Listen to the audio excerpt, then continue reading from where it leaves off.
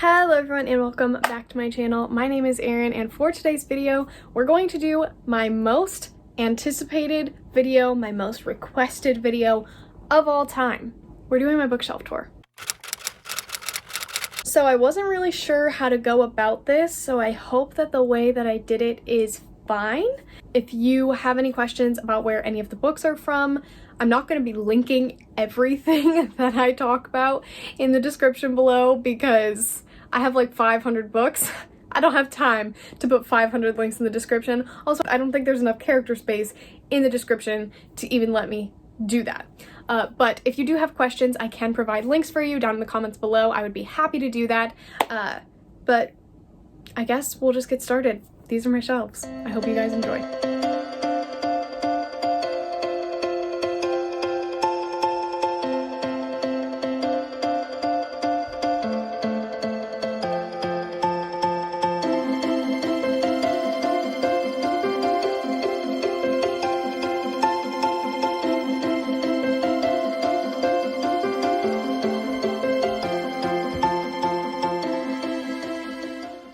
Okay, so quickly I want to give you an overview of both my room and just like the relation of where my shelves are. So when you first walk into my room, you see my bed, and above my bed I have these 3 hanging shelves, which tend to scare a lot of people because they are right over my head when I sleep. I'm not going to be going into those because they're not really organized any kind of way that I like anyway, but I'll just quickly run through them.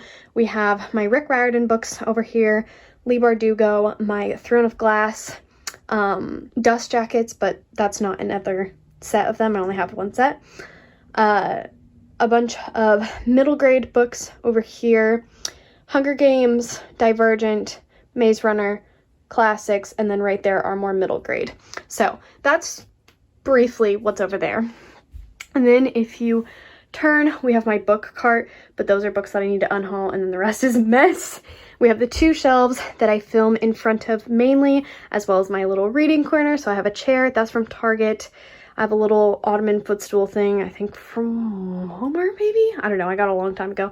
And then a couple of dog beds, which I'm pretty sure are from TJ Maxx.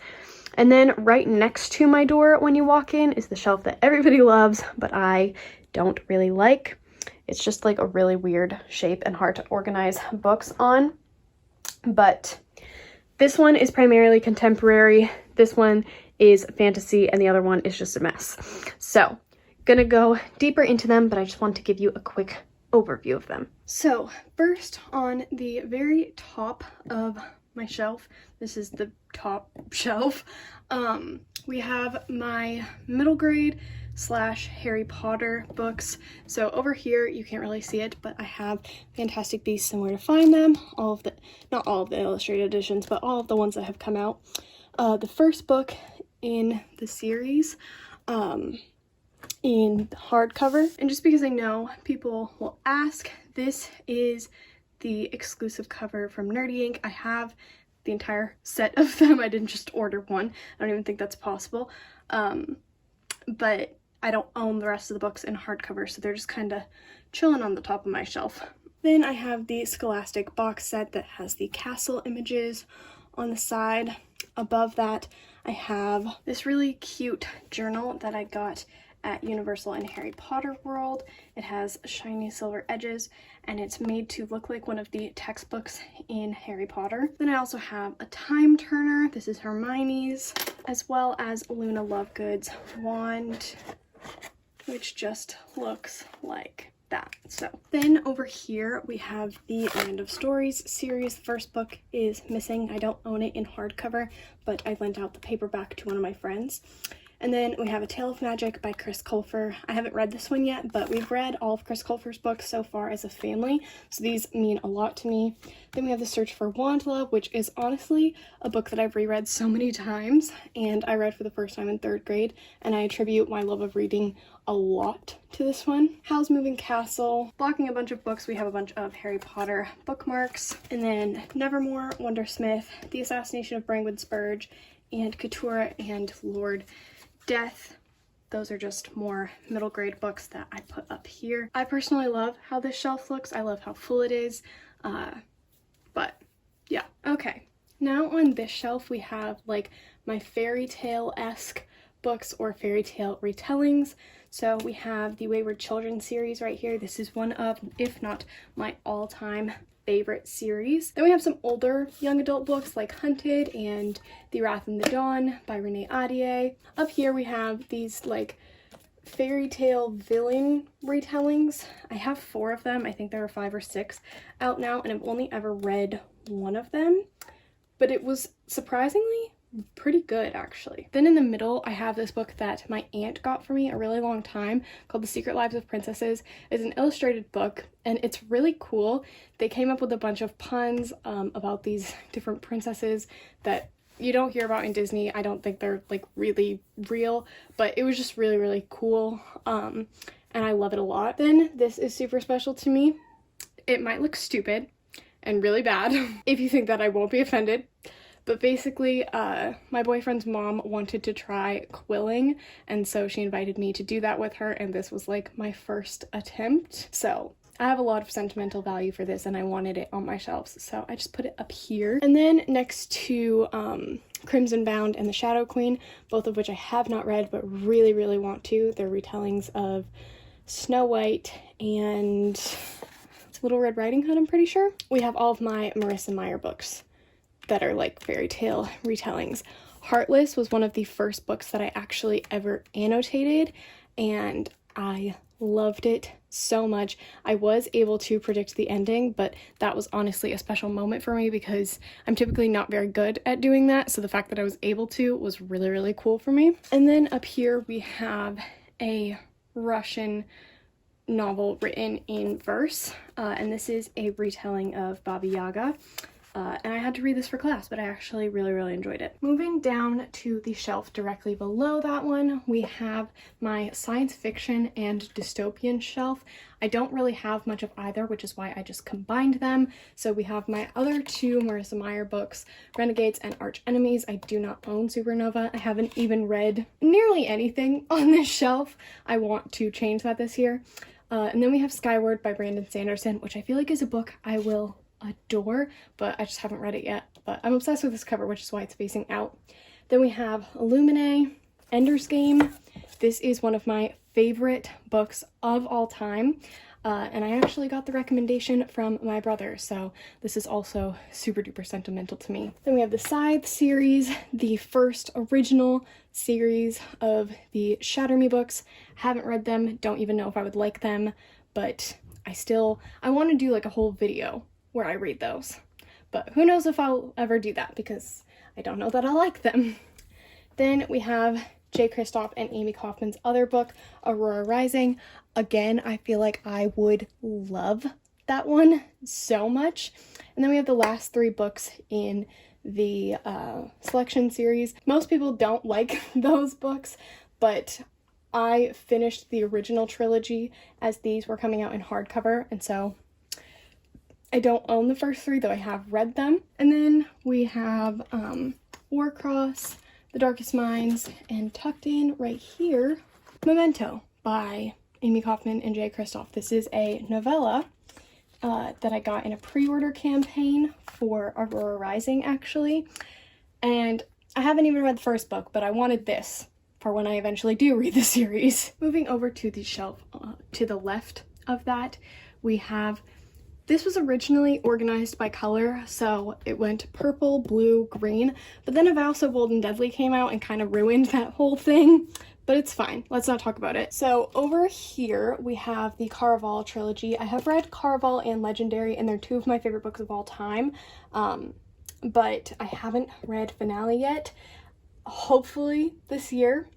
Then we have Daughter of the Burning City by Amanda Foody. I bought this because I heard a lot of great things about it from Emma Books, but I haven't read it yet. Then I have this stunning edition of The Shadows Between Us by Trisha Levenseller. I'm currently 72 pages into this and was really enjoying it, but never finished it. Again, hoping to do that this year, within the next couple of months, actually. Then we have the first 2 books in the Girls of Paper and Fire series, the entire Cursebreaker series. I haven't read A Vow So Bold and Deadly yet, but again, I'm hoping to within the next coming months. Sorcery of Thorns, which is one of my favorite books of all time. And then we have Girl Serpent Thorn by Melissa Bashadoost, I think is how you pronounce that. It has these stunning green sprayed edges. I actually did an entire reading vlog for this, so I'll have that linked in the card up here. But I just have the sprayed edges pointed out. And then we have Crown of Feathers, which I just kind of felt about, so I think I need to reread it because it feels like something I would enjoy.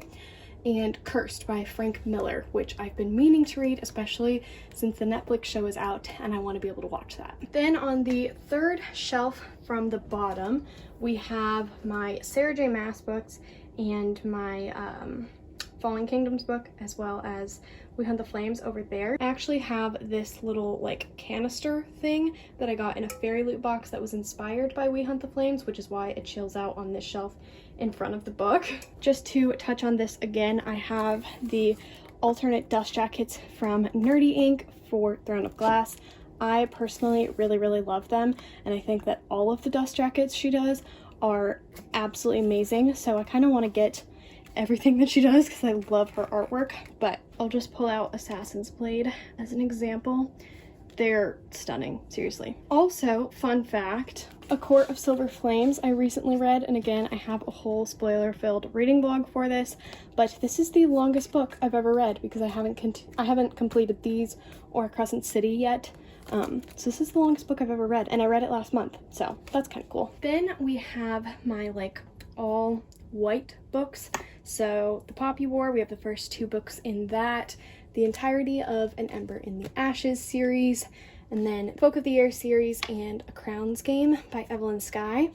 I also have this Tribal Desert candle that I've only burnt a couple of times, inspired by An Ember in the Ashes, which again is why it sits there. And then over here I have an envelope with a letter that a friend wrote to me, but it's turned around for like privacy reasons, and an art print that she gave me that means a lot to me and I wanted displayed on my shelves, and I figured it just went really well with this shelf. And then right here I have this little dish that came in a fairy loot box, as well as this necklace that actually broke, which I'm really sad about. I need to get a new chain for it, but I just keep it here because I think it looks cute. And then working our way down to the shelf below that one, we have my taller fantasy books, most of which I haven't read, actually. The Diviners is actually the only book on this shelf that I have completed. I read this last October and really enjoyed it, but it also has The Kingdom of the Wicked by Carrie Maniscalco, which is my current read. So I'm hoping that most of this shelf can be read by the end of the year, because it's honestly pitiful how much I haven't read on this shelf. In the middle, to separate the like black books from the more colorful spines, I have this book box. So it looks like a book, but it's a box, and I just have my Fairy Loot tarot cards in here. This is volume 3. I think that this is adorable, so it just goes there. And then over here we have a Dunder Mifflin Paper Company snow globe, which I adore because The Office is my favorite show of all time. And the book with the sprayed edges facing out is the Incendiary exclusive cover from Fairy Loot as well, and I think that these are such a pretty color. This is by Zoraida Cordova, and I haven't read it yet, but I really want to. Then on the shelf to the left of that are my shorter fantasy books in height wise, as well as my paperback fantasies. I don't own many of them, which is why they're all just kind of stacked right there, but we have the exclusive edition of Eight Will Fall from Fairy Loot, The Monsters of Verity duology by V.E. Schwab, which I still really want to read by the end of this year. And then facing out right here with these green sparkly sprayed edges is the Fairy Loot edition of Bonecryer's Moon by Catherine Purdy. I think that this is stunning, and again, still really need to read it because I feel like this is one that I will love. Also, something that's really cool is I have a Serpent and Dove arc, which is the first arc I ever got. Never got it from a publisher, but it's still cool. And then right here we have a Serpent and Dove mug. I haven't read Serpent and Dove yet, and I just use this to hold this spoon that came in a Fairy Loot box. And then a bunch of other bookmarks and stuff. Then I also have this ARC as well, which is Wicked As You Wish by Rin Chiapeko, and this came in a fairy loot box. I just think it's really cool to have ARCs, even though I didn't read either of these before the books came out. But to be fair, nobody asked me to, so like, I feel like it's not that bad. Now we are to the row of my shelves that are graphic novels, and then on the next one that we will see manga. Over here we have more comic-like graphic novels, so the Monstrous series, Saga, Paper Girls, Moonstruck, Fence, etc., etc. I love graphic novels. I think that they're so fun. But then over here we have some of like the thicker ones, which tend to be a little bit more cutesy, but not all of them, such as Teen Titans, Raven. This is obviously a DC Icons comic and not cutesy, but the art style is super duper pretty. It implements a lot of purple, which I love. A couple of my favorite graphic novels on this shelf, aside from these ones, are definitely The Dark Matter of Mona Star by Laura Lee Gullidge. I also have a dedicated vlog of me reading this. This is so underhyped. I've never seen anyone talk about it, but it's so good. If you like books about mental health and depression, I would highly recommend this one. And again, the art style is beautiful. It's black and white with a little bit of yellow sprinkled without, which I think is so pretty. And then another one of my favorites that I didn't shut up about after I read it was Pumpkinheads by Faith Erin Hicks and Rainbow Rowell. I love this art style as well. It's just such a sweet and wholesome graphic novel. I'm obsessed with it. If you haven't read this, it's a good fall time read, but I think you should read it any time of the year, honestly. And then over here I just have some trinkets because this shelf isn't completely full, obviously. So I have a couple of candles, a little tea thingy, and then this plaque that says Normisms. It's from the show Cheer, if you haven't seen that. It was filmed in Boston and it is like a real bar, and I went and ate there while I was touring a college in Boston. And it was just like really cool. They have a gift shop as well, which is where I got that.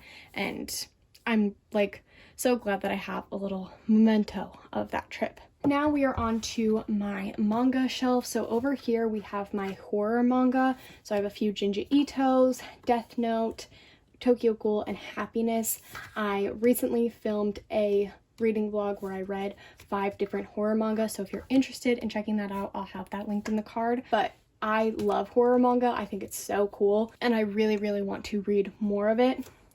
Then over here we have my thicker and like more stout graphic novel, or not graphic novels, manga.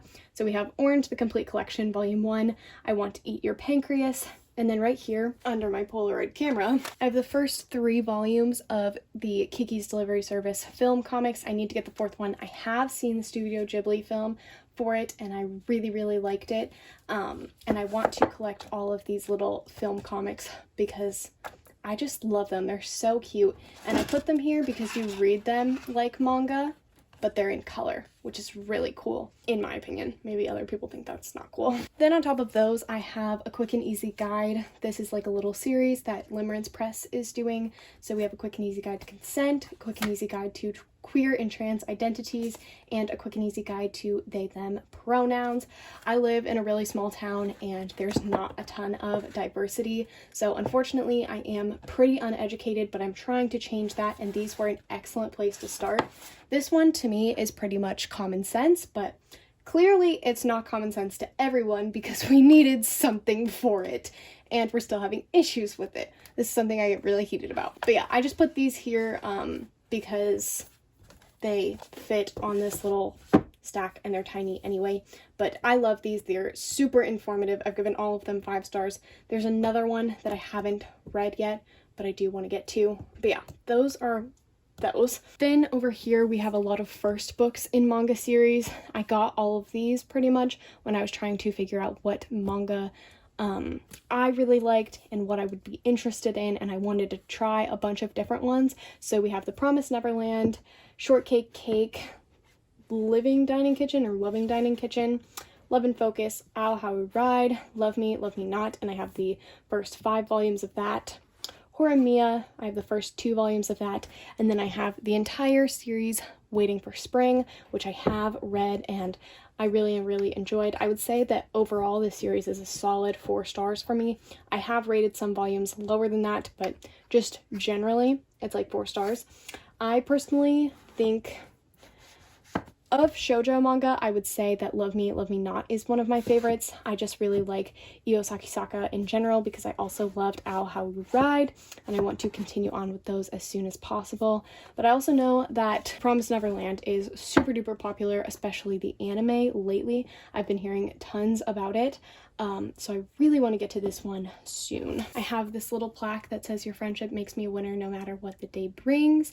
I got this in like 4th grade, at the end of 4th grade, when I was moving away from a really close friend of mine, and we kind of lost contact, but it's cool because over this past summer we regained contact via the internet. I didn't actually get to see her, but I think it's really cool that I've held on to this and now we're friends again. So anyway, and then the bottom shelf of my right shelf, we have all of my adult fantasy books. So The Priory of the Orange Tree, the 40th collector's edition of Name of the Wind by Patrick Rothfuss. I haven't read this yet, and I honestly think I want to read the paperback version just because I don't want to ruin this edition. But this edition is just so cool. Then Rage of Dragons by Evan Winter, which is one that I desperately want to get to because I've heard only good things about this. The House in the Cerulean Sea by TJ Klune, which I love this cover, and so many people compare it to the Wayward Children series, so I have a feeling this is going to be 5 out of 5 stars for me. The Bear and the Nightingale by Catherine Arden, which I haven't read, and then The Song of Achilles by Madeline Miller, which I have read and loved. This book made me so sad, and there are so many quotes in it that I am obsessed with, and I really need to read more by Madeline Miller as well because she just has such a great way of retelling Greek myths. So I love this one. Then we have Victoria Schwab's adult books, or V.E. Schwab's books. So the Shade of Magic series, as well as The Invisible Life of Addie LaRue. This one is the Waterstones edition. I personally didn't really like the US cover, so I went ahead and got this one because I think this is absolutely beautiful and I still wanted to own the book. And then on top of that, we have the mass market paperbacks of the Lord of the Rings series. And I don't really like mass market paperbacks, but these are really cute to me. I don't think that I would read these editions.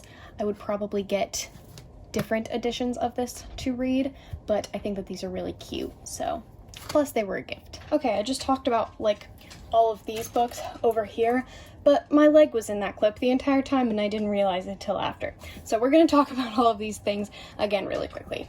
Basically over here I just have my darker books. Those are my more colorful adult fantasy, and then I have my gray and black adult fantasy over here. The one facing out with the sprayed edges is Gideon the Ninth by Tasman Moore, which I heard so many great things about, but I never read, and I do really want to. And now my dog's eating, so sorry, she likes to play with her food. We also have the Wicker King, which I honestly don't know if it belongs here or not, but it was like magical realism, and I don't really have a lot of magical realism, and this would be, in my opinion, adult, so I just put it over here. Plus, I like the way that it looks with all of the black books. Then we have Middle Game by Shauna McGuire, The Savior's Champion by Jenna Moresi, Ruin of Kings by Jen Lyons, which I haven't heard anyone talk about, but I feel like I would really love. There are now 3 books out in this series, so I really need to get started with it. It sounds so good. Then we have The Starless Sea by Erin Morgenstern and Ninth House by Lee Bardugo, and under most of these hardcovers is A Deadly Education by Naomi Novik. I need to read that one. Oh, I started it and was like infatuated with it, but then went on vacation, so it never got read. Then the last of these 2 shelves that I film in front of, we have my Shadowhunter shelf. So I have the like cool paperbacks of the Mortal Instruments as well as the Infernal Devices. I am slowly making my way through them, and I'm hoping to make some more progress this month in that series. And then in the middle here, I have my hardcovers, so Lady Midnight and Queen of Air and Darkness. Yes, I know I'm missing Lord of Shadows. And then I have the first 2 books in the Last Hour series. I own them because they're the collector's first edition, and obviously I collect books, so I wanted to be able to have these really cool editions for when I do eventually read them. Also, I know people hate this cover, but I love it. I think it is so pretty. I like it even more than I like this one. Not to say that I don't like this one, but I'm obsessed with this one.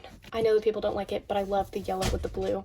It's just stunning. Then I have some more like paranormal young adult books up here. So I have the first 2 books in the Vampire Academy series, as well as the Raven Boys.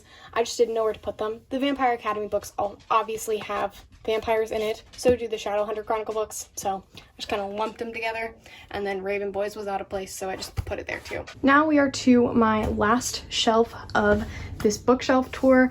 This is the shelf that everybody loves the most, and I will never understand why, because I don't really like it that much. And here's the reason. I'm obviously very grateful for it, but it's really hard to organize books on this because of its unique shape. So to me, I don't like it, but other people do, and I think that the way that I did manage to organize it is pretty cool. Anyway, given its unique shape, we're gonna kind of have to go in an interesting order, so we're just gonna slowly make our way down. Over here on this first shelf, we have my Katie O'Neill graphic novels, so the first 2 books in the Tea Dragon Society. I cannot wait for Tea Dragon Tapestry to come out this year. And then we also have Aquacorn Cove by Katie O'Neill, which is my most recent addition to this collection. Then over here we have Anna Kay by Jenny Lee, I always say Jenna.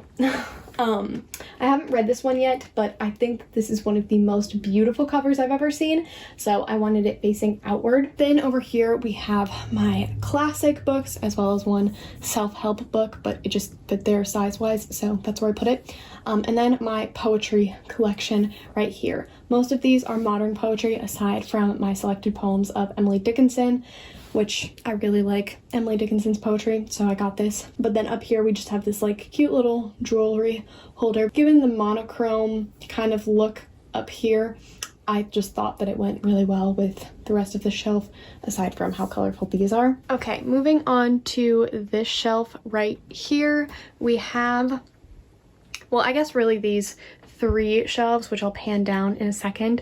I kind of did them all in color coordination. So over here, you'll see it in a second, I went from maroon to red to pink to purple, and then I wanted that kind of to carry over and like look nice. So it goes from black to navy blue to a very light blue over here, and then green and yellow to white, or to cream to white, and then it continues down there. So I kind of wanted that all to be cohesive and as cohesive as possible. So Facing Out is one of my favorite books. It's The Names They Gave Us by Emery Lord. I love that book. It was one of the first books that I read in 2018, I think, and I haven't reread it since, but I'm so obsessed with it. I've read a decent amount of these books, actually. The ones that I haven't read are Just Breathe, Something Like Gravity, and Symptoms of a Heartbreak. Other than that, I've read them all, and there used to be a lot more books on this shelf, but I have since unhauled them because young adult contemporary is just not a genre I find myself gravitating towards much anymore. But the ones that I do have, I'm still really, really excited about, and I think that I'll love. Moving down a bit so that you can see this shelf, like I said, we have the maroon to purple. The Art of Breaking Things honestly gives me Female of the Species vibes, and I read that earlier this year, I think in January, and loved it, so I'm super excited to get to that one. Also, the cover of it is stunning. We have a decent amount of Casey West, because I used to love Casey West, but I find her books aren't really for me anymore, especially her newer releases. We also have If I'm Being Honest by Emily Wibberley and Austin Sigmund Broca. I hated that book, but most people love it, but I really like the cover, so I keep it. Then if we look over here, we go from green to yellow to cream over here. Sorry, I can't really see where my finger's pointing, so if that's not cream, I feel like you get the general idea. Most of these books I haven't read, but the one I'm probably the most excited to read is Permanent Record by Mary H.K. Choi. I don't know why, but again, I'm obsessed with that cover. Also, I would really, really like to reread Eliza and Her Monsters by Francesca Zappia, because that's one that people loved it when it first came out, but nobody's talked about it since. So I want to reread it and see if it still holds up to all of that hype that it originally got, which I definitely think it deserved, but I wonder if I would still like it as much. Then moving down just a little bit, we have all of my contemporary romance paperbacks over here. So again, a little bit more Casey West. Suicide Notes by Michael Thomas Ford, I believe. I loved that book so much, and I don't hear enough things about it. So if you haven't read it, go read it. I think that one's probably my favorite of that entire stack. And then also Perks of Being a Wallflower by Stephen Chbosky, which broke my heart, but let's not talk about it. Then moving down, we have our last 3 shelves, but I'm going to give you a closer look at this one. This shelf is my like new adult romance books over here, and then my like adult fiction books over here. So they're not really romances, but they are contemporary books. And then I have like other literary fiction over here that I had to read for a class. So as you can see, I have a decent amount of Colleen Hoover and Christina Lauren. I love their books. Missing from this, because I've lent them out, are It Ends With Us and Ugly Love, which are 2 of my favorite Colleen Hoover books. I didn't really love Hopeless that much, but it definitely was entertaining. I also have my Taylor Jenkins Reid books over here. They're not the only ones that I've read by her, but they are the only 2 that I own. And then we also have my Frederick Bachman books, which I love his writing. I love his books, and I need to continue making my way through his backlist because I'm obsessed with his writing style.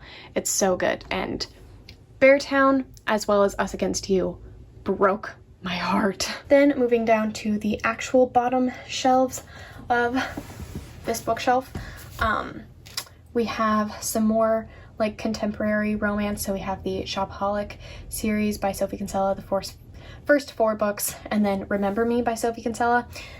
I haven't read any of those books. I got like 90 pages into the first book. I don't know if I'll continue, so they're there for now, but I might get rid of them. And then we have Mr. Penumbra's 24-Hour Bookstore. I haven't read that yet, but I do really, really want to. The premise really intrigues me. Then we have After by Anna Todd, which I haven't read, but I bought it when everybody else was reading it, like pretty much as a joke. And I do still want to read it, but I don't think it's probably gonna be good. Then over here we have the rest of like my young adult contemporary paperbacks. Missing from this stack is My Life Next Door by Huntley Fitzpatrick, and maybe something else, but I honestly don't remember. I lent out a lot of my books around the beginning of quarantine very safely, so that my friends would have something to read. Notably in this stack, we have the To All the Boys I've Loved Before series, which I thoroughly enjoy, and I'll Give You the Sun by Jandy Nelson, which is used to be one of my favorite books of all time. Actually, it used to be my favorite book of all time, like in high school, and I still think that the writing in that is beautiful, and I credit that to getting me back into reading while I was in high school and had kind of lost touch to it.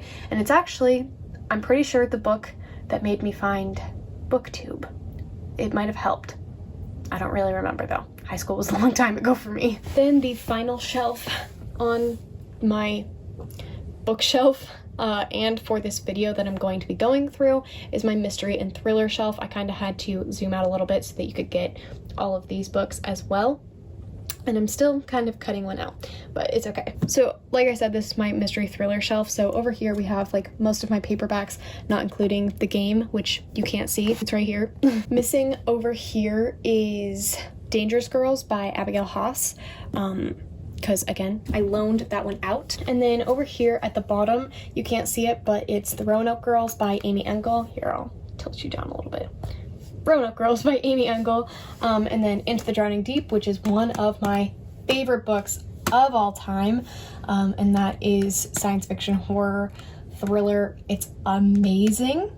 It's the book that made me believe in mermaids, and you can laugh at me all you want until you read that. Then the rest of these are just pretty much young adult hardcovers, excluding Imaginary Friend by Stephen Chbosky. This is not young adult, pretty sure this is adult horror, and I haven't read it yet, but I really, really want to. But we have Stalking Jack the Ripper, and notably A Good Girl's Guide to Murder and Good Girl Bad Blood by Holly Jackson.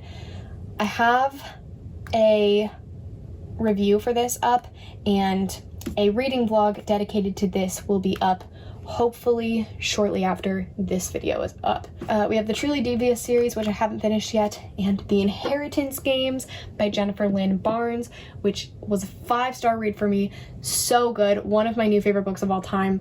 Oh my god. It's very similar to Knives Out, and I loved it, and I cannot wait for the sequel to come out. Oh my goodness. But yeah, that's my last shelf. So now, cue the outro. That was my bookshelf tour.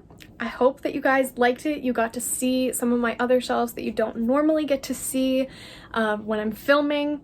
So I hope that that was cool for you guys. Never thought that I would ever film one of these. Not because, I mean, I guess I did think that I would film it, but I just didn't think that anybody would want it. So I hope that this was everything that you hoped it would be. Like I said, if you have questions about where anything is from, definitely let me know in the comments and I can link you to it as best as I can. But yeah, I love you all so much. I hope that you're doing well reading mentally and otherwise. I hope that you guys enjoyed this video since you asked for it so much, and I really hope to see you all in my next video. Bye guys.